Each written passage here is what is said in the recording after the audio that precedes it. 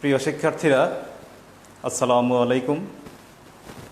আশা করি তোমরা ভালো আছো, আমিও ভালো আছি। আমরা পরপর দুটি ক্লাস হিসাব বিজ্ঞানের দশম অধ্যায়ের উপর করেছি। আজও আমরা হিসাব বিজ্ঞানের দশম অধ্যায়ের উপর ক্লাস করার প্রয়াস পাব। তোমরা তোমাদের পাঠ্য বই এবং খাতা, স্কেল, ক্যালকুলেটর নিয়ে প্রস্তুত হও। আজ আমরা যেটি করব, তোমাদের হিসাব বিজ্ঞান বিষয়ের 173 পৃষ্ঠায় 3 নম্বর একটি সৃজনশীল প্রশ্ন আছে। সেই প্রশ্নটি আমরা সমাধান করার চেষ্টা করব। তো প্রথমে আমরা প্রশ্নটি দেখে নিব কি লেখা আছে এখানে। তোমরাও দেখো। জাফরিন অ্যান্ড সন্সের 2017 সালের 30 জুন তারিখের রেওয়া মিল ও অন্যান্য তথ্য নিম্নরূপ। ক্রয় 1,50,000 টাকা, পাওনাদার 90,000 টাকা, দেনাদার 73,000 টাকা, বিক্রয় 1,27,000 টাকা, বহি পরিবহন ও বহি ফেরত। বহি পরিবহন হচ্ছে বিক্রয় পরিবহন, আর বহি ফেরত হচ্ছে ক্রয় ফেরত। বহি পরিবহন দেওয়া আছে 15,500 টাকা, বহি ফেরত দেওয়া আছে 6,500 টাকা। শতকরা 15 ব্যাংক জমা অতিরিক্ত। ব্র্যাকেটের ভিতরে দেওয়া আছে 31/1/2017। তা আমাদের হিসাবের শেষ দিবস হচ্ছে 30 জুন 2017। তার মানে এই 5 মাসের শতকরা 15 টাকা হারে ব্যাংক জমা অতিরিক্তের সুদ ধরতে হবে। ব্যাংক জমা অতিরিক্তের পরিমাণ দেওয়া আছে 40,000 টাকা। মূলধন 1 লক্ষ টাকা, অগ্রিম ভাড়া 10,000 টাকা, ব্যাংক চার্জ ও কুরিন সঞ্চিতি যথাক্রমে ব্যাংক চার্জ দেওয়া আছে 2,000 টাকা, কুরিন সঞ্চিতি 3,500 টাকা। নগদ বাট্টা ডেবিট পাশে দেওয়া আছে 7,500 টাকা। এই বাট্টাটি হচ্ছে প্রদত্ত বাট্টা। আর ক্রেডিট পাশে দেওয়া আছে 11,000 টাকা। ইজারা সম্পত্তি 8 বছরের, এখানে দেওয়া আছে 1,20,000 টাকা। পরের পৃষ্ঠায় লক্ষ্য করো, অন্যান্য তথ্য সমন্বয়ে কথা বলা আছে। এখানে অবিকৃত পণ্যের মূল্য 63,500 টাকা, অর্থাৎ সমাপনী মজুদ পণ্যের মূল্য 63,500 টাকা। অগ্রিম ভাড়ার 6,000 টাকার মেয়াদ উত্তীর্ণ হয়েছে। এখানে অগ্রিম ভাড়া দেওয়া আছে 10,000 টাকা, আর মেয়াদ উত্তীর্ণ হয়ে গেছে 6,000 টাকা। এটা আমাদের হিসাবভুক্ত হয়ে গেছে। 3, উক্ত বছরের কুরিনের পরিমাণ 3,000 টাকা এবং শতকরা 5 হারে কুরিন সঞ্চিতির ব্যবস্থা করতে হবে। এই কুরিনটা কি? কুরিন বা অনাদায়ী পাওনা হচ্ছে বাকিতে পণ্য বিক্রয় করলে যদি কোনো কারণে এই বিক্রিত পণ্যের মূল্য আদায় না হয়, যত টাকা আদায় না হবে তত টাকাই হচ্ছে কুরিন বা অনাদায়ী পাওনা, এবং শতকরা 5 হারে কুরিন সঞ্চিতির ব্যবস্থা করতে হবে। এই তথ্যগুলোর সমন্বয়ে আমাদের কি করতে হবে? ক, উপর্যুক্ত তথ্য হতে বিক্রিত পণ্যের ব্যয় নির্ণয় করো।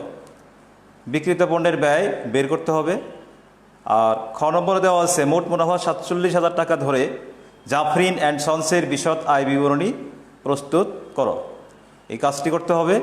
গ, মালিকানা সত্ত্বের সমাপনী উদ্বৃত্ত 1,06,500 টাকা ধরে আর্থিক অবস্থার বিবরণী প্রস্তুত করো। আমরা উপরে বর্ণিত উদ্দীপকের সাহায্যে এই 3টি প্রশ্নের উত্তর বের করার চেষ্টা করব। তাহলে আমরা এখন শুরু করব। প্রথমে ক নম্বর প্রশ্নের উত্তর আমরা বের করব। উপর্যুক্ত তথ্য হতে বিক্রিত পণ্যের ব্যয় নির্ণয় করো। তাহলে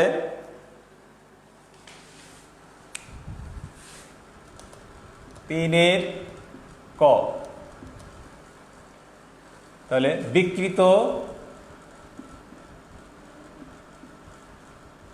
বিক্রিত পণ্যের ব্যয়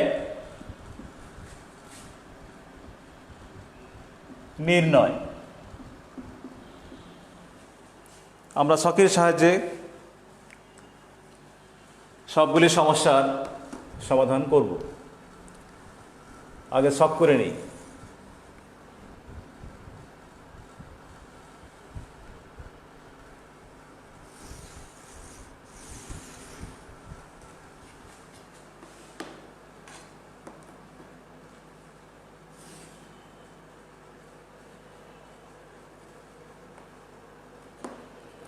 তোমরাও ছক করো।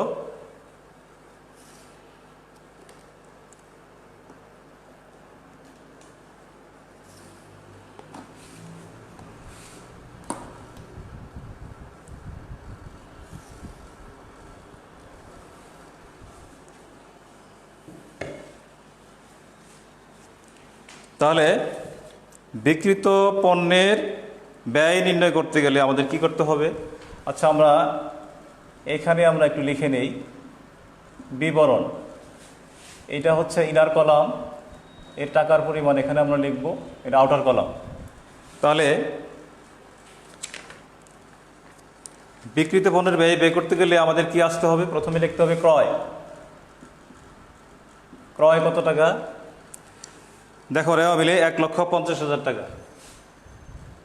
1 লক্ষ আমরা এই ইনার কলামে হিসাব করব। এই ক্রয়ের থেকে আমরা বাদ দিব, কি বাদ দিব? আমরা এখানে দেওয়া আছে বহি ফেরত।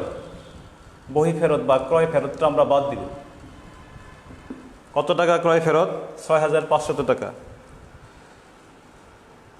6,500 টাকা বাদ দিব আমরা। বিয়োগ করলে কত আসে? 0 0। তাহলে 10-এর থেকে 5 গেলে 5, হাতে থেকে 1 7, 10-এর থেকে 7 গেলে 3, হাতে থেকে 1, তাহলে 4, 4-এর থেকে 1 গেলে 1, তাহলে 4, 1,43,500।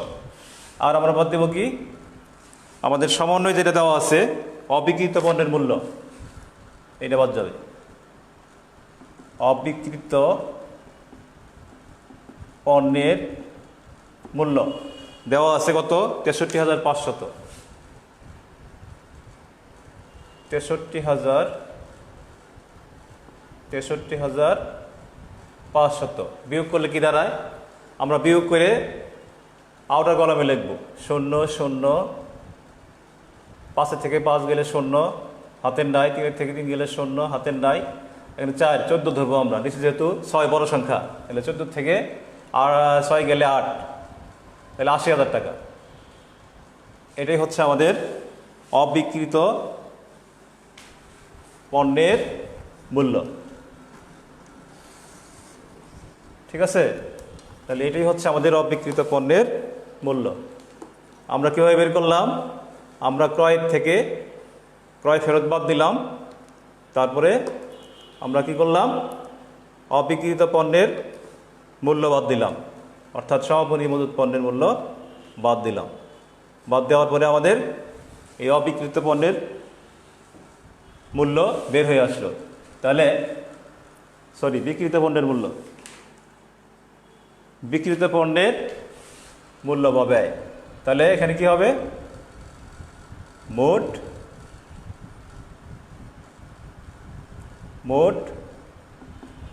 বিক্রিত পণ্যের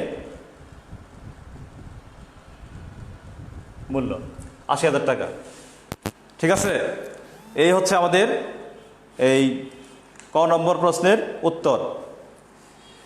তো আশা করি তোমরা বুঝতে পেরেছ। এখন আমরা যেটি করব সেটি হচ্ছে মোট মুনাফা 47,000 টাকা ধরে জাফরিন অ্যান্ড সন্সের বিশদ আয় বিবরণী প্রস্তুত করব। তাহলে আমরা আবার নতুন করে শুরু করব।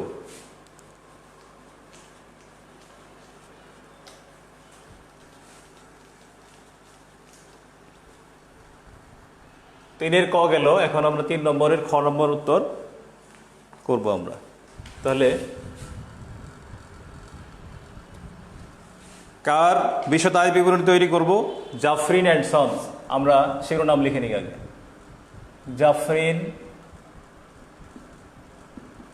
জাফরিন অ্যান্ড সন্স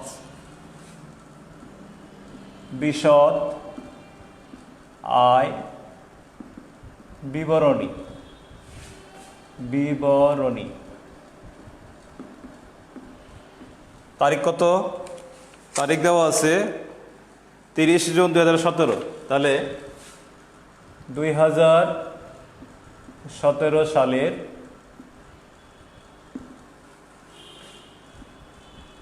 30 জুন সমাপ্ত বছরের জন্য, বছরের জন্য। এখন আমরা বিশদ আয় বিবরণীর ছক করব। আমরা শিরোনাম লিখলাম, এখন ছকটা আমরা করব। বিশদ আয় বিবরণীর ছক তোমরা তোমাদের খাতায় করো। আচ্ছা, বিশদ আয় বিবরণীর ছকে আমাদের কলাম সংখ্যা হবে 4টি, টাকার কলাম হবে 3টি, আর বিবরণের কলাম হবে 1টি। ঠিক আছে, আমরা টাকার কলাম করে নেই।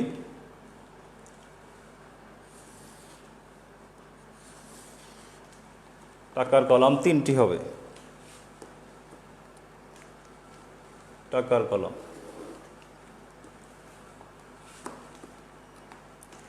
হিসাব বিজ্ঞানের অঙ্ক করার সময় আমাদের অবশ্যই স্কেল, ক্যালকুলেটর, পাঠ্য বই লাগবে।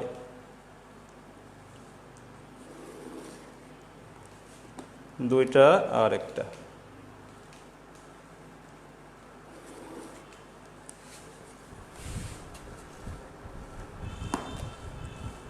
ছক সুন্দর করে করতে হবে কিন্তু, কারণ হিসাব বিজ্ঞান একদিকে বিজ্ঞান, অন্যদিকে হচ্ছে কলা বা শিল্প।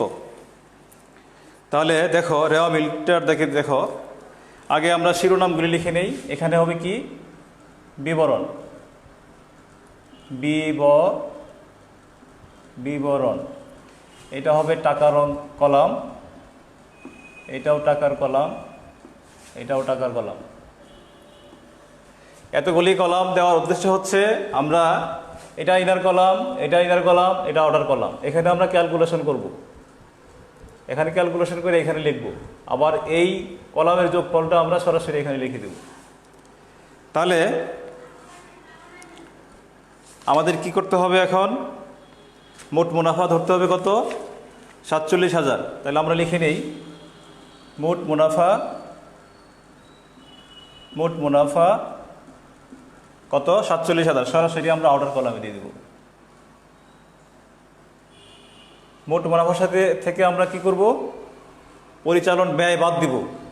বাদ দিলে কি কি আসবে? আমার এই পরিচালন মুনাফা আসবে বা পরিচালন ক্ষতি আসবে। তার থেকে আমরা অন্যান্য আয় যোগ করব। অন্যান্য আয় যোগ করে অন্যান্য আয় বাদ দেওয়ার পরে আমাদের কি আসবে? নিট মুনাফা বা নিট ক্ষতি বের হবে। তাহলে আমরা কি করব? এখানে বাদ, কি বাদ দিব? অন্যান্য পরিচালন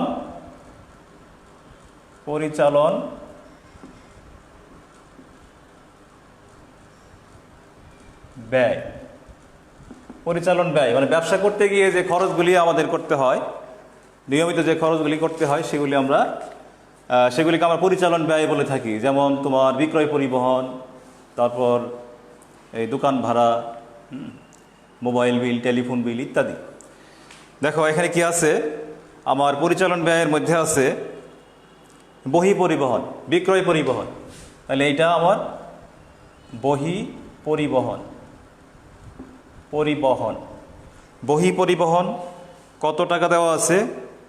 15,500।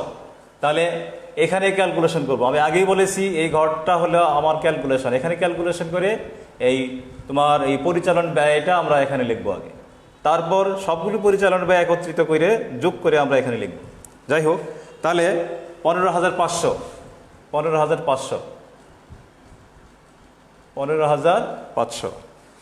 তারপরে আছে অগ্রিম ভাড়া। অগ্রিম ভাড়া আসবে না। ব্যাংক চার্জ মানে ব্যাংক চার্জটা কি? ব্যাংক ব্যবসায়ীর পক্ষে হিসাব পরিচালনা করতে ব্যাংক ব্যবসায়ীর পক্ষে হিসাব পরিচালনা করে থাকে।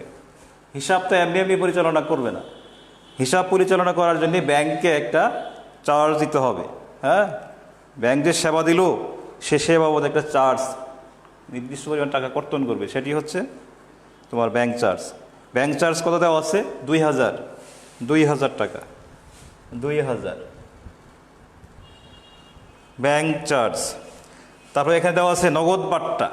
নগদ বাট্টা, বাট্টা দুই ধরনের। নগদ বাট্টা একটা হলো প্রদত্ত বাট্টা আর একটা প্রাপ্ত বাট্টা। প্রদত্ত বাট্টা তাহলে নগদ বাট্টা এখানে লিখে নেই, নগদ বাট্টা। নগদ বাট্টা ওই যে নগদ বাট্টাটা কি? বকেয়া আদায়ের জন্যে দেনদারকে যে নির্দিষ্ট পরিমাণ অর্থ ছাড় দেওয়া হয় সেটা হচ্ছে নগদ বাট্টা। কত আছে এখানে নগদ বাট্টা? প্রদত্ত বাট্টা 7500। তারপরে আছে তোমার ইজারা সম্পত্তি। ইজারা সম্পত্তি 8 বছরের জন্য, এখানে 1 বছরের জন্য ইজারা সম্পত্তির অবলোপন করতে হবে। তাহলে আমি কি লিখব? ইজারা সম্পত্তির অবলোপন। ইজারা সম্পত্তির অবলোপন। অবলুপন কত? 8/1। 1,20,000 টাকার 8/1 কত আসবে? 1,20,000 টাকা শতকরা কত? আচ্ছা, এটা যদি আমি 8 দিয়ে ভাগ করি কত আসবে? 8 12-এর ভিতরে যাবে 1 বার, 5 এটা 40, তাহলে 15,000 প্রতি বছরে অবলম্বন করতে হবে আমার 15,000 টাকা। ইজারা সম্পত্তির অবলম্বন করতে হবে 15,000 টাকা। তাহলে ডাইরেক্ট আমি লিখে দেবো এখানে কত? 15,000। ইজারা সম্পত্তির অবলোপন 15,000 টাকা। তারপরে এখানে দেওয়া আছে অগ্রিম ভাড়ার 6,000 টাকার মেয়াদ উত্তীর্ণ হয়েছে। এই অগ্রিম ভাড়া, মেয়াদ উত্তীর্ণ অগ্রিম ভাড়া, মেয়াদ উত্তীর্ণ অগ্রিম ভাড়া, মেয়াদ উত্তীর্ণ অগ্রিম ভাড়া কত? 6,000। তারপরে দেখো উক্ত বছরের কুরিনের পরিমাণ 3,000 টাকা এবং শতকরা 5 হারে কুরিন সঞ্চিতির ব্যবস্থা করতে হবে। আবার এখানে দেওয়া আছে কুরিন সঞ্চিতি 3,500 টাকা, 3,500 টাকা। এটাকে আমরা কি লিখব আমরা? তাহলে দেখো কুরিন দেওয়া আছে 3,000, তাহলে কুরিন কত? কুরিন দেওয়া আছে 3,000। আবার বলা আছে যে শতকরা 5 হারে কুরিন সঞ্চিতির ব্যবস্থা করতে হবে। কুরিন সঞ্চিতি আমরা কোন আইটেমের উপর রাখবো? আমরা দেনাদারের উপর আমরা কুরিন সঞ্চিতি রাখবো। এখানে দেখো দেনাদার দেওয়া আছে 73,000 টাকা, 73,000 টাকা। তাহলে আমার কুরিন ধরতে বলছে 3,000 টাকা, 3,000 টাকা আমি বাদ দেবো, তাহলে থাকলো কত? 70,000 টাকা। এই 70,000 টাকার উপর আমি শতকরা 5 টাকা হারে কুরিন সঞ্চিতি রাখবো। অর্থাৎ এই শতকরা 70,000 টাকা শতকরা 5 আমার বকেয়া থাকতে পারে বা এই টাকাটা আদায় নাও হইতে পারে। ঠিক আছে? তাহলে কত আসে? 0,0,3 5 7 35। এটা হলো আমার নতুন কুরিন সঞ্চিতি। তাহলে কুরিনের সঙ্গে আমি কি করব? নতুন কুরিন সঞ্চিতি আমি যোগ দিব। কত বেড়েছে আমার? 3,500। তাহলে 6,500। এর থেকে আমি পুরাতন যে কুরিন সঞ্চিতি আছে সেটা আমি বাদ দিব। বাদ দিয়ে আমি সরাসরি এই পরিচালন ব্যয় হিসাবে দেখাবো। তাহলে বাদ পুরাতন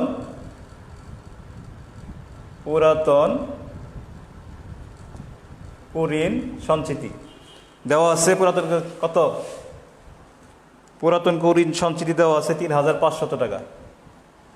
তাহলে বিয়োগ করলে আমার কত থাকবে? 3,000 টাকা। এই হচ্ছে আমার পরিচালন ব্যয়। এই সব যোগ করলে কত আসে? 15,500 এখানে যোগ করে দেখি। 15,500, 2,000, 7,500, 15,000, তারপরে 6,000, তারপরে 3,000। এই তো, তাহলে 0, 0, 5 আর 5, 0, হাতের 1, 6, 7, 8, 8, 7, 15, 15 আর 5 কত? 20, 20 আর 6, 26, 26 আর 3, 29, 9 হাতের 2, 2, 3, 4, তাহলে 49,000 টাকা। তাহলে এই 49,000 টাকা আমার মোট পরিচালন ব্যয়। তা আমি কি করব? মোট মুনাফা থেকে আমার মোট পরিচালন ব্যয় বাদ দিব। বাদ দিতে গেলে এখানে আমি যদি ব্র্যাকেটে আমি দেখাই তাহলে বাদ দেওয়া বোঝাবে, ঠিক আছে? তাহলে কত আসে? তাহলে এখানে কী লিখবো আমি? পরিচালন ব্যয়। তাহলে পরিচালন মুনাফা বের হবে অথবা পরিচালন ক্ষতি বের হবে। দেখা যাচ্ছে মোট মুনাফার পরিমাণ 47,000 টাকা, কিন্তু আমার মোট পরিচালন ব্যয় দেখা যাচ্ছে 49,000 টাকা। তাহলে আমার পরিচালন ব্যয় বেশি মোট মুনাফার সাথে, সুতরাং বোঝা যাচ্ছে যে এখানে আমার কি ক্ষতি বের হবে, ক্ষতি বের হবে, পরিচালন ক্ষতি আসবে, তাই না? যদি আমার মোট মুনাফার চাইতে পরিচালন ব্যয় কম হইতো তাহলে কি হইতো? আমার পরিচালন মুনাফা আসতো। তাহলে তাহলে মোট এটা আমার কী হবে বের হলো? পরিচালন ক্ষতি। পরিচালন ক্ষতি আসলো কত টাকা? 47,000, এখানে 2,000 টাকা পরিচালন ক্ষতি, পরিচালন ক্ষতি, ঠিক আছে? তাহলে পরিচালন ক্ষতি বের হইল। তাহলে এইটুকু তোমরা খাতায় উঠাইছো অবশ্যই। তাহলে আমি আবার নতুন করে এই পরিচালন ক্ষতি থেকে আমি আবার অঙ্কটা করতে হবে আমার। তাহলে এখানে আমি পরিচালন ক্ষতিটা এর উপরে লিখবো আমি, তোমরা নিচে লেখো। তোমাদের যে খাতা আছে তার নিচে লেখো, ঠিক আছে? পরিচালন ক্ষতি।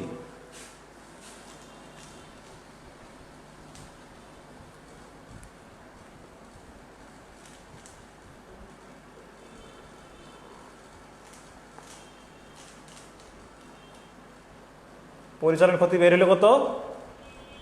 2,000 টাকা।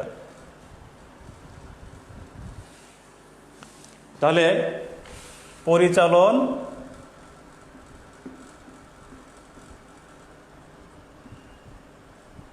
ক্ষতি বা লোকসান কত আসলো? 2,000। এই পরিচালন ক্ষতির সাথে আমি কি যোগ করব? অন্যান্য পরিচালন, অন্যান্য আয় যোগ করব। তাহলে এখানে কি হবে আমার? যোগ অন্যান্য আয়। অন্যান্য আয় কি আছে? আমরা রেওয়া মিলে দেখি অন্যান্য আয় কি আছে। বহি পরিবহন, বহি ফেরত আসবে না। নগদ বাট্টা, দেখো ক্রেডিট পাশে 11,000 টাকা আছে, এটা আসবে। তাহলে নগদ বাট্টাটা আসবে, কারণ এটা আমার ব্যবসায়ের লাভ। নগদ বাট্টা,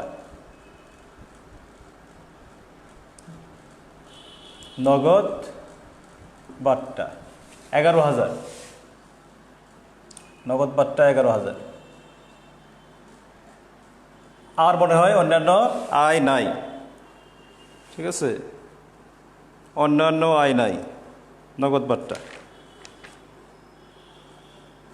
তাহলে কত আসবে? বিয়োগ করলে 2,000 বিয়োগ আর 11,000 যোগ, তাহলে 9,000 টাকা আমার আসলো। এর সঙ্গে আমি কি করব? অন্যান্য ব্যয় বাদ দিব। তাহলে বাদ অন্যান্য ব্যয়। অন্যান্য ব্যয়ের মধ্যে কি আছে? আমরা রেওয়া মিলে দেখি। শতকরা 15 ব্যাংক জমা অতিরিক্ত 31/1/2017। দেখো 40,000 টাকার 40,000 টাকা ব্যাংক জমা অতিরিক্ত ওভারড্রাফট। শতকরা 15 কত আসে? শতকরা 15 কাটো, 0, 0, 4, 15, 60, 6,000 টাকা। এটা হলো 1 বছরের জন্য। শতকরা 15, এটাকে যদি আমি 12 দিয়ে ভাগ দিই তাহলে প্রতি মাসে কত আসে? 5, 12, 60, 5, 12, 60, 500। আমাকে ধরতে হবে এই ফেব্রুয়ারি, মার্চ, এপ্রিল, মে, জুন। যেহেতু এখানে ব্র্যাকেটে বলা আছে 31/1/2017, আর আমার হিসাবকালের শেষ দিবস হচ্ছে 30শে জুন 2017। তাহলে আমি ফেব্রুয়ারি থেকে যদি কাউন্ট করি, ফেব্রুয়ারি, মার্চ, এপ্রিল, মে, জুন, 5 মাস, 5 মাস, প্রতি মাস হলো 500 টাকা। সেই হিসাবে 5 মাসে কত আসবে? 2500 টাকা। তাহলে 2500 টাকা কি হবে আমার? অন্যান্য ব্যয়ের মধ্যে কি এই ব্যাংক জমাতিরিক্তের সুদ, ব্যাংক জমাতিরিক্তের সুদ কত?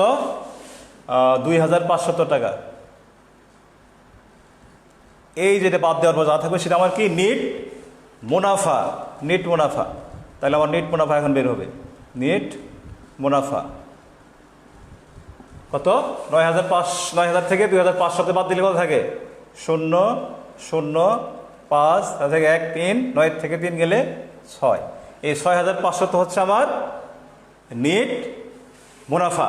তাহলে এই জাফরিন অ্যান্ড সন্সের বিশদ যে আয় বিবরণী আমরা করলাম, বিশদ আয় বিবরণী করে আমরা নেট মুনাফা বের করলাম কত? 6500 টাকা। এখন আমরা কি করব? আমরা মালিকানা সত্ত্বের সমাপনী উদ্বৃত্ত 1,06,500 টাকা ধরে আর্থিক অবস্থার বিবরণী প্রস্তুত করব। তাহলে চলো এটা করে নেই। আশা করি এটা বুঝছো। তাহলে পরিচালন ক্ষতির সাথে আমি কি করলাম?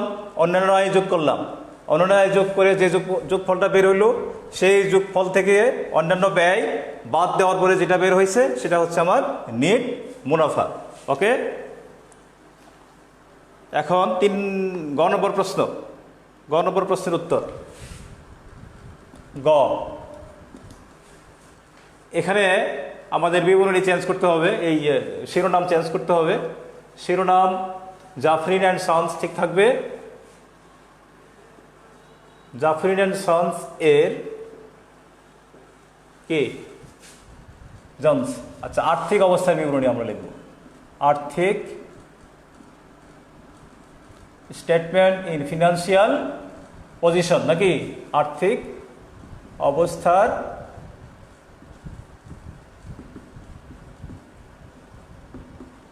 বিবরণী। আর্থিক অবস্থার বিবরণী হিসাবকালের শেষ দিবসে তৈরি করা হয়, কাজে এখানে স্পেসিফিক ডেট দিতে হবে।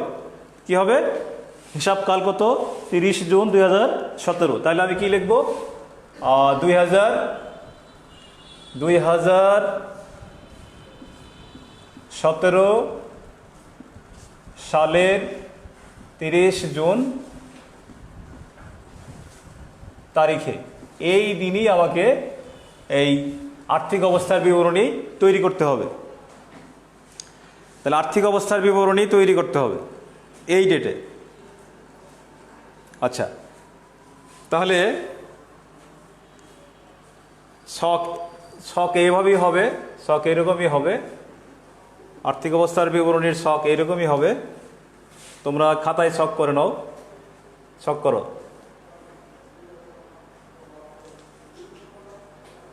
আমরা আর্থিক অবস্থার বিবরণী যে তৈরি করব, আর্থিক অবস্থার বিবরণীটি তৈরি করার 2টা পদ্ধতি আছে। একটা হলো কি? স্থায়িত্বের অগ্রাধিকার পদ্ধতি, আর একটা হলো কি? তারল্যের অগ্রাধিকার পদ্ধতি। যে কোনো 2টি উপায়ের মধ্যে একটি উপায়ে আমরা এই আর্থিক অবস্থার বিবরণী তৈরি করব। তাহলে আমরা স্থায়িত্বের ক্রম অনুসারে তৈরি করব। এখানে দেখি কি আছে আমাদের। স্থায়ী সম্পদ কি আছে? স্থায়ী সম্পদ, স্থায়ী সম্পদ,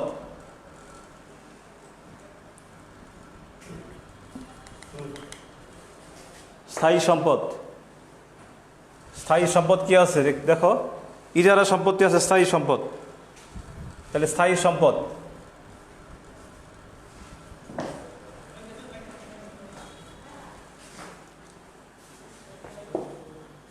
স্থায়ী সম্পদ কি আছে?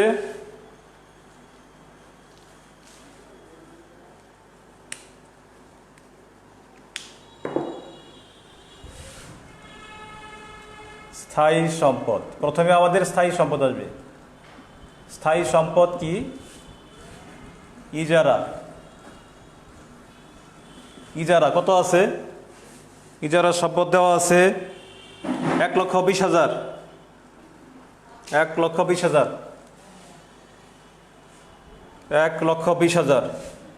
আচ্ছা, কলাম আমার 2টা হইলে চলবে, আমার 3 কলাম লাগবে না। 1,20,000, এটা হইলো ইনার কলাম। 1,20,000। আমি অবলোপন করেছি কত মনে আছে? বাদ অবলোপন, অবলুপন কত অবলোপন করা হয়েছে? 15,000 টাকা। 15,000 বাদ দিলে কত আসে? 1,05,000। 1,20,000 থেকে 15,000 বাদ দিলে কত থাকে? 1,05,000। এটা আমার কি স্থায়ী সম্পত্তি আরও আছে, ইজারা সম্পত্তি একটা গেল, তারপর আর নাই। তাহলে এটা হলো আমার মোট স্থায়ী সম্পদ। মোট স্থায়ী সম্পদ আমি পেলাম। এরপরে চলতি সম্পদ। চলতি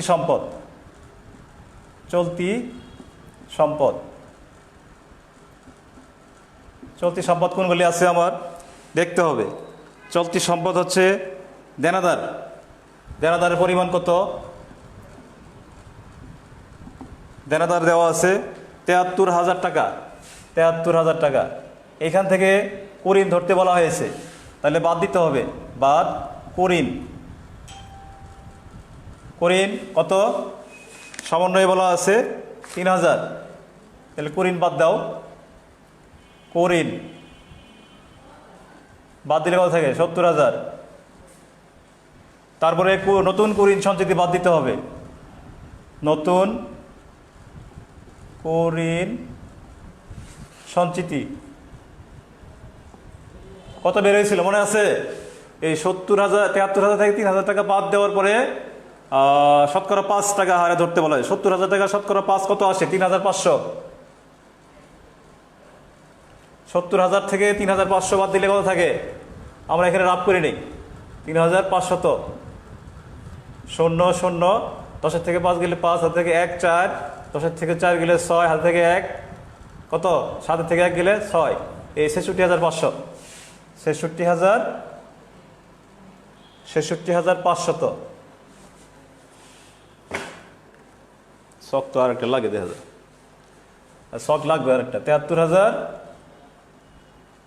3,000, তাহলে হলো 70,000, 3,500, 3,500। আর একটা শখ লাগবে।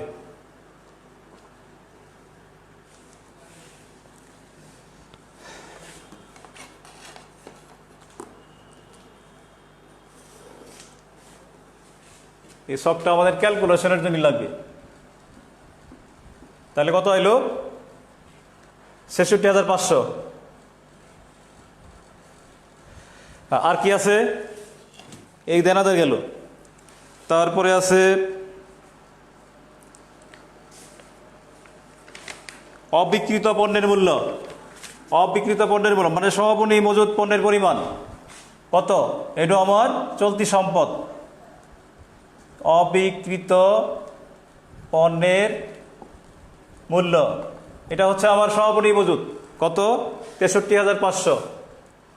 63,500 দুইটা মিলে কত আসে? এটা কিন্তু 6। 66,500 আর 63,500 কত হয়? যোগ করো। তোমাদের কাছে তো ক্যালকুলেটর আছে, তোমরা তো সহজে যোগ করতে পারবো। আমার তো ক্যালকুলেটর নাই। 66,500 আর হলো 63,500। 0 0 5 5 10 হাতের 1, 1 আর 3 4, 4 6 10 শূন্য হাত থাকলে 1, 7 7 6 13, 1,30,000। আর ওইখানে দেওয়া আছে কত? 1,05,000। 1,05,000 এটা আমরা লিখে রাখি, পরে আরো আরো আইটেম আছে, এটাকে লিখে নিব। তারপরে দেখো এই অগ্রিম ভাড়া 6,000 টাকা দেওয়া হয়েছে। আর এখানে দেওয়া আছে অগ্রিম ভাড়া 10,000 টাকা। এটাও আসবে। অগ্রিম ভাড়া আমার সম্পদ। অগ্রিম ভাড়া কত? 10,000। আর এখানে কি করা হয়েছে? মেয়াদ উত্তীর্ণ যেটা সেটা বাদ যাবে। মেয়াদ উত্তীর্ণ লিখে দাও মেয়াদ উত্তীর্ণ কত, মেয়াদ উত্তীর্ণ কত, 6000। তাহলে কত, 4000, 4000 আসবে এখানে। এই তিনটার যোগফল হবে আমার মোট চলতি সম্পদ। ওইখানে কত আসলো, 4000, 4000, 1,30,000 আর হলো 4000, এই যে হয়েছে। তাহলে 1,30,000 আর 1,05,000 আর 4000। এটা আবার একটু লিখে নিই নিচে নিচে, তাহলে সুবিধা হবে। 1,05,000, তারপরে তোমার কত আসলো, 66,500 আর হলো 63,500, 66,500, 63,500, 0, 0, 3, 1,30,000, 1,30,000 আর আছে কত, 4000। এই তিনটার যোগফল হবে আমার মোট চলতি সম্পদ। 0, 0, 0, 5 আর 4 9, হাতের নাই 3, 2। ঠিক আছে, চলতি সম্পদ, চলতি সম্পদ হবে আমার 1,04,000, 1,34,000, 1,34,000, 1,34,000 আমার মোট চলতি সম্পদ। আরে এইখানে কেন, ঠিক আছে, 1,34,000। তাহলে এই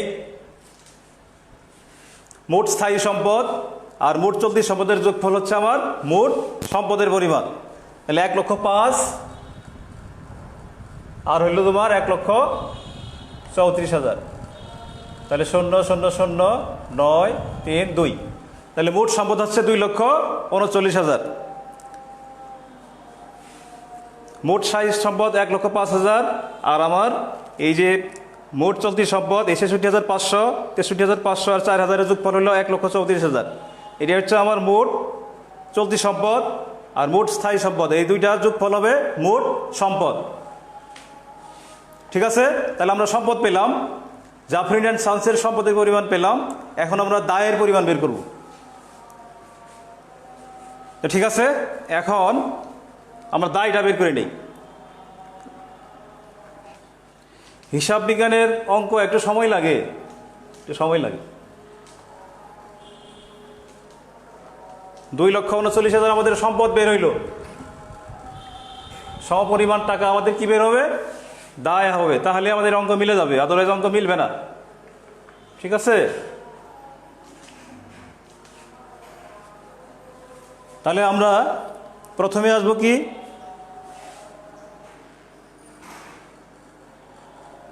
মূলধন।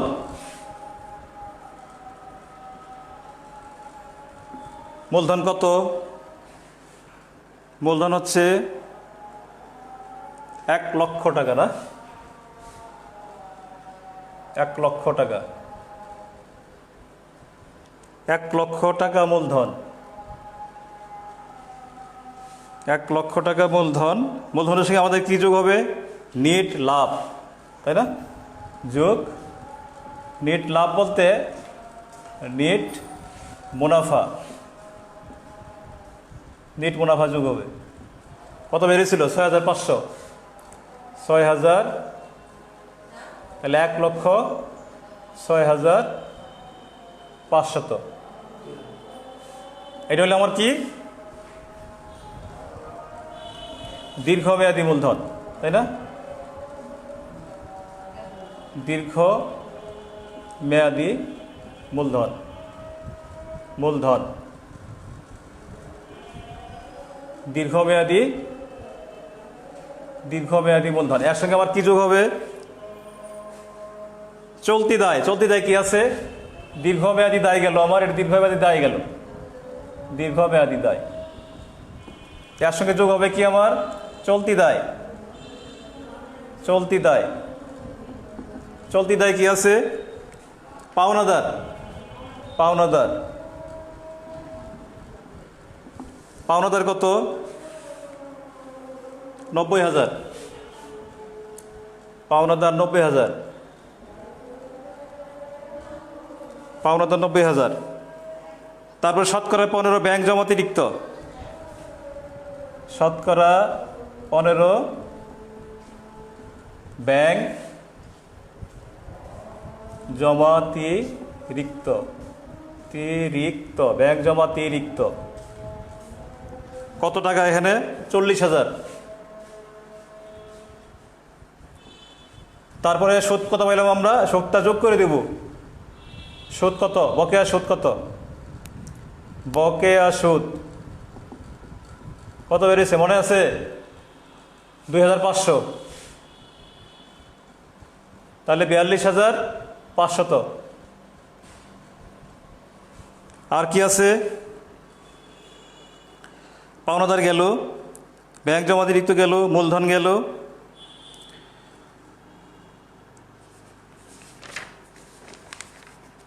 আচ্ছা, এই দুইটার যোগফল হবে আমার কি? 90,000 আর 42,500। 90,000 আর 42,500, এই দুইটার যোগফল হবে আমার মোট চলতি দায় 13, 1,32,500। তাহলে মোট চলতি দায় 1,32,500। এই দুইটার যোগফল কি হবে আমার? মোট দায়। দেখো, 1,06,500 আর 1,32,500, 0 0 হাত থেকে 1 9 3, তাহলে 2,39,000। তাহলে 2,39,000। তাহলে এটা হচ্ছে আমার মোট দায়। তাহলে মোট দায়, তাহলে আমার যে মোট সম্পদ কত বের হয়েছিল? মোট স্থায়ী সম্পদ, মোট চলতি সম্পদ মিলে আমার বের হয়েছিল কত? 2,39,000। আমার একইভাবে আমার মোট দায়ের পরিমাণও 2,39,000 বের হয়ে গেল। তাহলে আমি কি দেখলাম? যে জাফরিন অ্যান্ড সন্সের 2017 সালের 30শে জুন তারিখে তার সম্পদ এবং দায়ের পরিমাণ সমান। সুতরাং আমাদের অঙ্ক ওকে হয়ে গেছে। ঠিক আছে, তোমরা এরপরের যে অঙ্কগুলি আছে সেগুলি প্র্যাকটিস করবা। এই 4 নম্বর অঙ্কটি বাসায় প্র্যাকটিস করবা, শুধু বসে বসে থাকলে হবে না। আমি তো আগেই বলেছি যে হিসাব বিজ্ঞান একটা চর্চার বিষয়। যত চর্চা করবা, যত প্র্যাকটিস করবা, তত পারফেক্ট হতে পারবা। চর্চা করবো না, সব ভুলে যাবা। তো তোমরা ভালো থাকো। ধন্যবাদ সকলকে।